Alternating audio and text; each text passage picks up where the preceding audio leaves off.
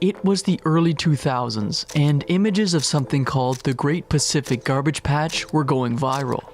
80,000 tons of plastic floating in the Pacific. It's the largest accumulation of trash in the world's oceans. 1.6 million square kilometers. From the Great Pacific Garbage Patch. Pacific Garbage Patch. It was a giant island of floating plastic waste that had formed in the Pacific Ocean. Twice the size of Texas, 3 times the size of France, and even visible from space.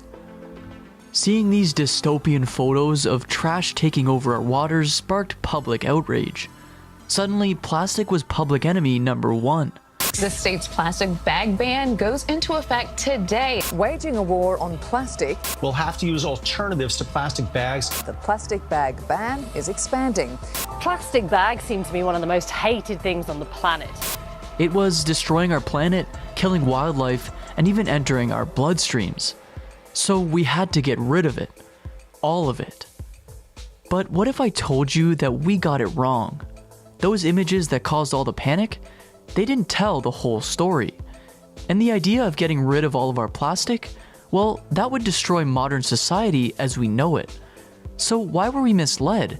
And how come no one ever took the time to explain why plastic is good, actually? So if we can't recycle the majority of plastic, you can start to see why so many people want to get rid of it altogether. But that would be a bad idea. Waking up tomorrow to a world without plastic might sound like some sort of utopian dream, but it'd really be more of a nightmare. Imagine stepping outside and realizing modern transportation is crippled. No cars, no buses, no airplanes. Plastic makes vehicles lighter and more fuel efficient. Without it, flights become more expensive, fuel consumption skyrockets, and entire industries grind to a halt. Need a life-saving surgery? Not happening. There are no IV tubes, syringes, heart monitors, or sterile medicine packaging. Plastic is the backbone of modern healthcare. Without it, hospitals aren't just less efficient, they're dangerous. The same thing goes for our food supply. Plastic packaging is what keeps food fresh, preventing millions of tons of waste every year. Without it, food spoils before it ever reaches store shelves. Even the environment would take a hit. Plastic pipes last longer than metal ones. Plastic insulation makes buildings more energy efficient.